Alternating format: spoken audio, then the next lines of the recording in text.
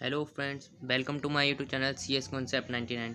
और आज की जो वीडियो है ये क्लास 10th के लिए बहुत ही ज़्यादा इंपॉर्टेंट होने वाली है, क्योंकि इसमें साइंस की, भौतिक विज्ञान यानी कि फिजिक्स की मोस्ट इंपॉर्टेंट एमसीक्यू बताए जाएंगे, जो आपको 4 अप्रैल को बोर्ड एग्जाम में ज़रूर देखने को मिलेंगी। ये 25 आपको यानी 25 दिख रहे हैं, आपको 25 अंक हैं, यानी कि 25 एमसीक्यू हैं, जो कि आपको पूरी तरह तैयार जरूर कर लेनी है। इन्हीं में से आपको जो एमसीक्यू मिलेंगे वो मिलेंगे ही। आपको एमसीक्यू एक भी गलत नहीं करना है, क्योंकि टोटल एमसीक्यू मिला के आपकी 1% से ज़्यादा बनती है। क्योंकि एमसीक्यू की संख्या तीनों में देखा जाए तो फिजिक्स, केमिस्ट्री, बायो में तो करीबन 7 या 8 तक पहुंच जाती है। तो इसका मतलब है आपकी 1% या 1.5% एमसीक्यू पर ही निर्भर करती है। तो आपको एक भी एमसीक्यू गलत नहीं करना है, और एमसीक्यू ही जो मास्टर का जो एक्सप्रेशन होता है वो एमसीक्यू के द्वारा ही आता है। तो फ्रेंड्स, यहाँ पे हम जो पहला एमसीक्यू है ये वाला हम एमसीक्यू देखेंगे। जैसे एक व्यक्ति अपने चश्मे में 20 सेंटीमीटर की फोकस दूरी का उत्तल लेंस का प्रयोग करता है। यानी कोई व्यक्ति है, उसके चश्मे में 20 सेंटीमीटर की फोकस दूरी का उत्तल लेंस है, तो इस लेंस की क्षमता ज्ञात करनी है। तो एक चीज़ आपको ध्यान रखनी है, सेंटीमीटर में, मीटर में, इस चीज़ को मेन तरीके से देखना है। तो यहाँ पे सेंटीमीटर में देखा है, तो इसका जो आंसर आएगा वो हम अभी देखिए, हम ये सॉल्व करके देखते हैं। तो यहाँ पे एक व्यक्ति है जिसका जो 20 सेंटीमीटर की चश्मे यानी फोकस दूरी जो है वो है 20 सेंटीमीटर। तो यहाँ पे 20 सेंटीमीटर इसकी फोकस दूरी देखिए, तो हमें पी ज्ञात करना है। तो आपको पता है पी बराबर होता है 1/f होता है। लेकिन ये अगर मीटर में हो, तो अगर ये सेंटीमीटर में है तो ऊपर 100 कर देंगे या इसे मीटर में बदल लेंगे। लेकिन हमने 100 कर दिया, तो पी बराबर हो जाएगा 100/20। तो यहाँ पे हमने जब ये 20 कर दिया, तो इससे ये काटेंगे तो 5 बार कट जाएगा, यानी कि पी बराबर आ जाएगा +5। तो देखते हैं इसमें +5 हमारा है या नहीं है। तो यहाँ इस वाले में +5 हमारा हैगा। तो यानी कि इसका मतलब है इसका जो आंसर हो जाएगा वो हो जाएगा क्वेश्चन ये आंसर नंबर दूसरा +5 डायोप्टर हो जाएगा इसका। और इससे अगला आता है ये अवतल दर्पण की वक्रता त्रिज्या 15 सेंटीमीटर है, तो इसकी फोकस दूरी ज्ञात करनी है। तो आपको पता है जैसे कि वक्रता त्रिज्या की आधी फोकस दूरी होती है, तो 15 का आधा हम कर देंगे तो 7.5 होगा। तो 7.5 एक ये है और एक ये है। लेकिन ये अवतल दर्पण है, तो इसलिए माइनस की वक्रता त्रिज्या होगी, और यानी तो फोकस दूरी भी माइनस की होगी। तो फिर ये आ जाएगा यहाँ पे माइनस का 7.5 सेंटीमीटर। तो इसका जो आंसर हो जाएगा वो हो जाएगा आंसर नंबर 2। तो इससे जब हम आगे बढ़ते हैं, तो यहाँ पे एक ये वाला क्वेश्चन दे रखा है कि इसमें ये एक क्वेश्चन ये सवाल दे रखा है, इसमें हमें आई का मान ज्ञात करना है। तो आई का मान निकालने के लिए हमें इन दोनों को समांतर क्रम में जोड़ेंगे। देखो, समांतर क्रम कब होता है, जब धारा 2 भागों में बट जाती है। और धारा अगर सीधी निकल जाती तो वो श्रेणी क्रम, और यह सीधी जाती यहाँ पे एक बनता और दूसरा वाला यहाँ बनता, तो ये श्रेणी क्रम में होता। लेकिन जब धारा 2 भागों में बट जाती है तो वहाँ पे समांतर क्रम होता है। तो ये वाला समांतर क्रम में हम जब इसे जोड़ेंगे, तो देखिए जैसे कि 1/r है ये वाला 1/r बराबर, तो एक हो जाएगा 1/2 और एक और है 1/2। ये हमारे दो हो गए 1/2। तो जब हम इनको जोड़ेंगे तो 1/r बराबर यहाँ से 2 एलसीएम आ जाएगा। तो ऊपर भी जोड़ने के बाद 2 हो जाएगा, तो 2 से 2 कट जाएगा, 1 आएगा। यानी कि हमारे जो r बराबर आ गया वो 1 आ गया।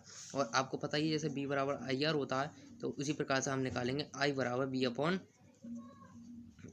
b/r। तो यहाँ पे हमारा I बराबर b/r हो गया। तो I ज्ञात करना है, तो b दे रखा है इसमें 2 और r हमारा आ गया 1, यानी कि I बराबर आ गया हमारा 2 एम्पियर। तो यानी ये I बराबर b/r होता है, b 2 दे रखा है, r 1 आया हमारा निकल के। तो यानी I बराबर हो गया 2 एम्पियर। तो इस वाले में हम देखते हैं हमारे में कहाँ दे रखा है I बराबर 2 एम्पीयर, तो ये दे रखा है। तो इस यानी इसका जो आंसर है ये हो जाएगा ये आंसर नंबर चौथा। तो इससे अगले में जब हम आते हैं, तो 1 किलोवाट घंटे में कितने जूल होती हैं। तो 1 किलोवाट घंटे में वैसे तो 3.6 × 10⁶ जूल होती हैं, लेकिन अगर यहाँ पे 3.6 नहीं दिया है कोई सा भी, तो इसका आंसर है ये। अब ये एक घुमाने वाला क्वेश्चन है, इसको आपको किस तरीके से करना है, देखिए सॉरी, इसको आपको ज़रा ध्यान से देखना है कि ये किस टाइप से क्वेश्चन होगा। तो यहाँ पे जैसे कि हमें पता है जैसे 3.6 × 10⁶ होगा यहाँ पे, ठीक है। लेकिन यहाँ पे ये दे नहीं रखा है, तो फिर हम यहाँ पे करेंगे ये 3.6 में से पॉइंट हटाएंगे तो नीचे 10 हो जाएगा, और इसकी ये पावर तो ये 6 रहेगी, और बराबर में ये 36 हो जाएगा × 10⁶, और यहाँ पे × 10⁻⁻1। ये वाला जो ये है ये ऊपर जाएगा तो माइनस का हो जाएगा। तो 36 इंटू ये घातें जब घट जाएंगी तो 10 की पावर 5 आ जाएगा। तो फिर ये 36 इंटू 10 की पावर 5, तो ये वाला इसका आंसर होगा। तो यहाँ पे आप ये देख सकते हैं 36 इंटू 10 की पावर 5, ये वाला आंसर इसका हो गया, तो इतना जूल। तो यहाँ पे हम जब आगे की तरफ बढ़ते हैं, और ये वह 25 MCQ में, तो आपका टाइम ज़्यादा वेस्ट ना हो, इसलिए मैं आपको सीधी सी आंसर बता देता हूँ ताकि आप खुद ही सॉल्व कर लेना, ज़्यादा कोई हार्ड नहीं है ये। तो इसमें वाला आता है ये विद्युत आवेश का मात्रक। तो विद्युत आवेश का जो मात्रक आता है वो आता है कूलाम। विद्युत आवेश का मात्रक होता है कूलाम। और ये दूसरा अगला क्वेश्चन आता है, समतल दर्पण के सामने एक वस्तु दर्पण से 10 सेंटीमीटर दूरी पर रखी है, तो इससे दर्पण यानी जो दर्पण से कितनी दूरी पर प्रतिबिंब बनेगा, 5 सेंटीमीटर, 20, 10 या 0 सेंटीमीटर दूर प्रतिबिंब बनेगा, इसमें से आपको आंसर बताना। तो इसका जो आंसर है वो है 10 सेंटीमीटर। और यहाँ पे आता है, यदि वायु के सापेक्ष कांच का अपवर्तनांक 1.5 है तो कांच के सापेक्ष वायु का अपवर्तनांक क्या होगा। तो इसका जो आंसर आता है वो है ये 0.6 यानी 0.67, ये वाला इसका आंसर हैगा। और सिलिकॉन है सुचालक, कुचालक, अर्धचालक या इनमें से कोई नहीं, तो इसका जो आंसर है वो है अर्धचालक। सिलिकॉन अर्धचालक है। तो ये तीसरा क्वेश्चन, तीसरे पार्ट में हम आते हैं, तो यहाँ पे दे रखा है किसी अवतल दर्पण की फोकस दूरी 15 सेंटीमीटर, तो उसकी वक्रता त्रिज्या ज्ञात करें। तो किसी अवतल दर्पण की फोकस दूरी दे रखी है, तो वक्रता त्रिज्या दुगनी होती है, तो यानी कि ये हो जाएगा 15 दूनी 30, 2 से गुणा कर दी तो ये हो गया 30 सेंटीमीटर। स्पर्श दृष्टि की न्यूनतम दूरी 25 सेंटीमीटर होती है। किसी धारावाही चालक में बहने वाली धारा I और लंबाई L तथा लंबवत B तीव्रता वाले चुंबकीय क्षेत्र में रखा गया है, तो उसमें लगने वाला बल ज्ञात करें। तो यहाँ पे जब लगने वाला बल ज्ञात करना है हमें, तो देखिए ये जो बीच में डंडा है ये बटे का है, इसको आपको ध्यान से देखना है, जिसकी I अपॉन BL या B/IL या फिर IBL या फिर L/BI। तो इसका जो आंसर है IBL साइन थीटा होता है, लेकिन यहाँ पे सिर्फ IBL है। अगर थीटा होता है तो साइन थीटा लग जाता है, थीटा नहीं है तो केवल IBL रहेगा।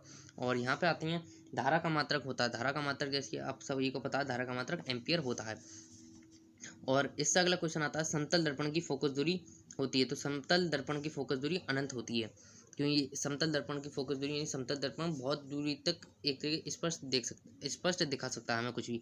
और इलेक्ट्रॉन पर आवेश होता है, यहाँ पर कंफ्यूजन होता है प्लस का या माइनस का, तो इलेक्ट्रॉन पर आवेश माइनस का होता है, ये चीज़ आपको ध्यान रखनी है, यहाँ माइनस है यहाँ प्लस है। तो इलेक्ट्रॉन माइनस का होता है तो माइनस का माइनस आ जाएगा ये, और 1.6 इंटू 10⁻−19 कूलाम होता है। और इसके बाद जब हम आते हैं, तो ये हैगा एम्पियर सेकंड मात्रक होता है। एम्पियर सेकंड यानी एम्पियर सेकंड किसका मात्रक है, विभव का, धारा का, ऊर्जा का या आवेश का। तो आवेश का है ये मात्रक, यानी कि इसका आंसर जो है आवेश। ये आवेश बराबर होता है, यानी Q बराबर IT होता है, तो I ये हो गया, T ये हो गया, और Q तो ये है Q बराबर IT। और इसके बाद आता है ये जैसे फोकस दूरी और वक्रता त्रिज्या में क्या संबंध है, ये वाला मोस्ट इंपॉर्टेंट, ये हर बार पूछा जाता है, ये आपको बिल्कुल याद ही रखना है, ये जरूर आपको पेपर में 4 तारीख को देखने को मिलेगा।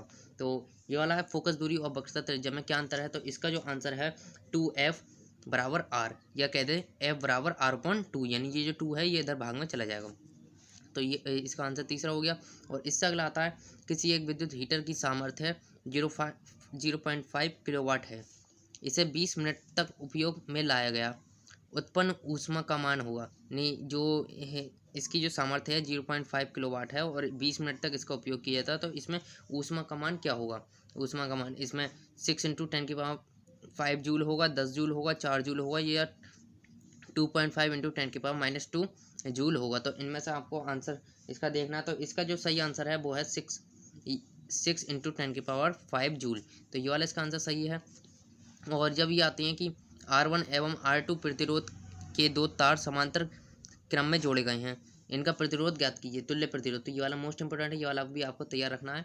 तो इसका जो तुल्य प्रतिरोध है कि इनमें से कौन सा होगा, तो मैं आपको यानी ये सॉल्व करके बताता हूँ, ये वाला ये क्योंकि बहुत बार आता है, तो इस चीज़ को आपको बिल्कुल तैयार रखना है। तो इसमें आपको करना कुछ नहीं है, जैसे कि इसमें तुल्य प्रतिरोध आपको ज्ञात करना है, तुल्य प्रतिरोध आपको ज्ञात करना है। तो यहाँ पे 1/R आपको पता ही है कि समांतर क्रम में जोड़े गए हैं, तो 1/1 हो जाएगा R1 प्लस 1/1 हो जाएगा R2। तो यहाँ पे जब हम करते हैं तो 1/R बराबर, तो इन दोनों को हम एलसीएम लेते हैं यहाँ, तो R1 हो जाएगा और इंटू यहाँ पे R2 हो जाएगा, और R1 से R1 चला जाएगा तो ऊपर आ जाएगा R2 आ जाएगा, और प्लस का प्लस आ जाएगा R2, तो यहाँ पे R1 आ जाएगा। तो ये वाला सॉरी ये ऊपर लिखें, ये R1 यहाँ पे आ जाएगा। लेकिन यहाँ पे तुल्य प्रतिरोध ज्ञात करना है, यानी इस वाले को ऊपर ही है, यानी अपनी पोजीशन पे भेज के हमें लिखना होगा।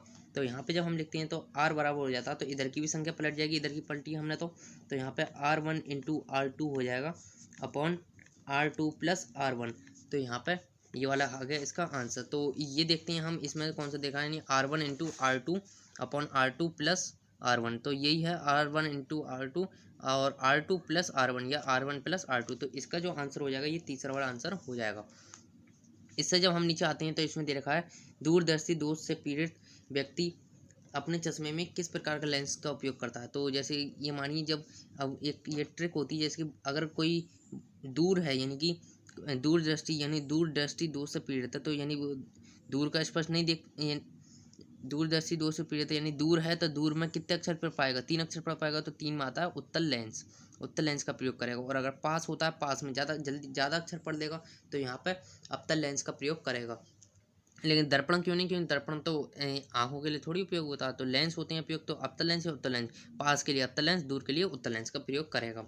और यहाँ पे हमारे अगले में आते हैं तो यहाँ पे दे रखा है 2 वैद्युत बल्ब दे रखे हैं जिनकी शक्तियाँ 100 वाट तथा 200 वाट हैं, दोनों ही 220 वोल्ट के मेंस में जोड़े गए हैं।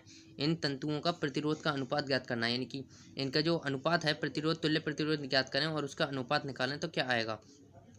तो 1:2, 2:1, 1:4 या 4:1। तो इनमें से जो राइट आंसर है वो आपको लिखना है। तो इसका जो राइट आंसर है वो है 2:1। तो ये वाला इसका राइट आंसर है, आप इसे सॉल्व करके देख लेना, यही आंसर इसका निकलेगा। तो इससे आगे जब आते हैं तो हमारे कुछ ही MCQ बचे हैं। तो ये मोस्ट इंपोर्टेंट MCQ ये आपको बिल्कुल तैयार रखनी ही है। और आपको मैं आगे क्या कहते हैं बायोलॉजी के और केमिस्ट्री के भी और ज़्यादा और करीब करीब यही मानिए अच्छे खासे MCQ मैं आपके बता दूंगा, जो यानी ज़्यादा नहीं होंगे, 10-12 ही होंगे, वो वाले और कम होंगे। वो मोस्ट इंपॉर्टेंट MCQ हैं, उनको आप जरूर देख लेना। और चैनल पर नहीं हो तो जरूर सब्सक्राइब कर लेना। ज़्यादा नहीं, आपकी MB कुछ नहीं जाएगी, कुछ भी नहीं, सिर्फ आपको 1 सेकंड लेकर सब्सक्राइब करने में, क्योंकि आपके बोर्ड एग्जाम चल रहे हैं। उसको चैनल को जरूर सब्सक्राइब करके रखना और इस वीडियो को अपने दोस्तों को भी भेजना ताकि उनके भी MCQ गलत ना हो। तो यहाँ पे एक आता है एक विद्युत टावर यानी एक विद्युत पावर स्टेशन की सामर्थ्य 200 मेगावाट है, इसके द्वारा प्रतिदिन उत्पन्न ऊर्जा होगी। तो इसमें ऊर्जा ज्ञात करनी है, उत्पन्न ऊर्जा क्या होगी। तो 200 मेगावाट घंटा या 4800 मेगावाट या 4800 मेगावाट घंटा या 4800 जूल। तो इसका जो आंसर आ जाएगा वो आ जाएगा 4800 मेगावाट घंटा। तो ये वाला इसका आंसर रहेगा। तो ये आपको याद रखना है कि यानी ये याद रखो तो ज़्यादा सही है, क्योंकि अब वहाँ पे सॉल्व करने का ज़्यादा टाइम मिलता नहीं है। तो इस वाले को याद रखना, वैसे सॉल्व करना भी आना चाहिए। 4800 मेगावाट घंटा। श्वेत प्रकाश अपने अवयवी रंगों में यानी अवयवी प्रकाश रंगों में जब विभाजित हो जाता है तो ये प्रक्रिया क्या कहलाती है। प्रकाश का अपवर्तन, परावर्तन, वर्णविक्षेपण या पूर्ण आंतरिक परावर्तन। तो इसका जो आंतरिक ये जो होता है ये कहलाता है प्रकाश का वर्णविक्षेपण। और जब हम इससे नीचे आते हैं तो ये दे रखा है यदि वायुओं के सापेक्ष कांच का अपवर्तनांक 3/2 है तो कांच के सापेक्ष वायुओं का अपवर्तनांक क्या होगा। तो इसका यानी आंसर 3/2, 1/2, 5/2 या 2/3। तो इसका जो आंसर है वो 2/3 हो जाएगा, यानी इसका उल्टा हो जाएगा। और प्रकाश का प्रकीर्णन सबसे कम होता है लाल का, नीले का, पीले का या बैंगनी, यानी प्रकीर्णन सबसे कम कौन से रंग का होता है। तो ये होता है लाल रंग का, यानी लाल रंग सबसे कम फैलता है और दूर से दिखाई देता है। और यहाँ पे जब आता है 1 किलोवाट घंटा में कितने जूल होती हैं, तो यहाँ पे आएगा ये देखिए 3.6 × 10⁶ जूल होती हैं। एक गतिमान आवेश उत्पन्न करता है केवल वैद्युत क्षेत्र, वैद्युत और चुंबकीय क्षेत्र दोनों, वैद्युत और चुंबकीय क्षेत्र में से कोई नहीं या केवल चुंबकीय क्षेत्र। तो इनमें से आपको बताना। तो यहाँ पे ये दोनों चीज़ें उत्पन्न करता है वैद्युत क्षेत्र यानी वैद्युत और चुंबकीय क्षेत्र दोनों। तो यहाँ पे जैसे कि हमारी जो MCQ हैं वो पूरे हो चुके हैं, ये आपको तैयार करके रखने हैं बिल्कुल। ये 25 MCQ थे, ये आपको तैयार कर लेना है। और मैं आगे आपके लिए और बताते रहूँगा कि जो मोस्ट इंपॉर्टेंट MCQ हैं बायोलॉजी का है और जो केमिस्ट्री का ना ये भी आपको बिल्कुल तैयार कर लेना। और मैं आपको टिप्स भी बता दूँगा। तो चैनल पर नए हो तो सब्सक्राइब करके जरूर रख लेना और ये आपको पेपर जरूर मिलेंगे, इनको पूरी तरह तैयार कर लेना।